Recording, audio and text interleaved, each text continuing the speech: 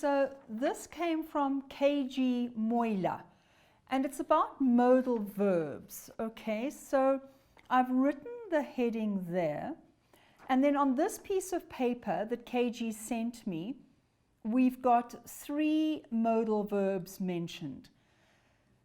So will gives you a sense of what is definite. I know it's in the future, and it's quite difficult to say, I will be here next week, because we don't really know. But when you use will, it's as definite as you can possibly be about the future.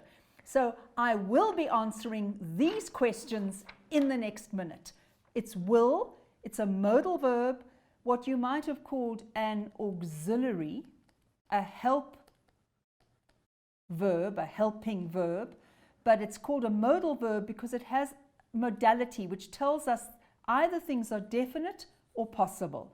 So will is definite in the future, as definite as we can be. Then we have may and might. Now this piece of paper that KG sent me said that may is possibility and might is small possibility. Yes, I would agree with that. So if you say, I may be here next week, it shows doubt, uncertainty. I might be here is even more uncertain, even more unsure. Okay, now KG, you didn't explain to me what the problem is, because your exercise had these 3 things. And it said, just complete the sentences. So I may decide to, whatever, write to Liberty to thank them for this program. I may decide to cough, you know, whatever verb you wanted to put in. Because KG, they've given you the modal, may, and the infinitive, decide. So they've given you the finite verb.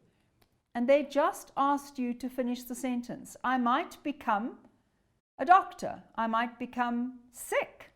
How do we know in these uncertain times? So again, they've given you the finite verb, and you just had to finish. I will study. Well, KG, what are you planning to study? So okay, that was the beginning. All right. Then number 2, they gave you some different verbs. They gave you would and may and could. And they told you this is used to be polite. So they said, I would like suggests a wish, and could you is a polite request, or may you, but could you is what they use on your piece of paper. All right, so they said then that you should give an instruction using would and could. So all they wanted you to do here is to say something like, would you help me with English? I would like you to help me with English. Could you help me with English? May I do this? They're just saying that those modal verbs can be used to show that you're very polite, because it isn't. If I said to you, shut the window, that's a command.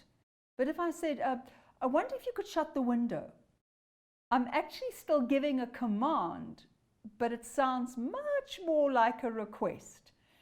So if I, as a teacher, say, now grade 12, I really would like you to hand this work in tomorrow, the grade 12s understand immediately that that's actually a command. And if they can't, they'll start saying, oh no, hang on, ma'am, we can't do it by tomorrow, blah, blah, blah, blah, because they've understood it wasn't a request, it was a command.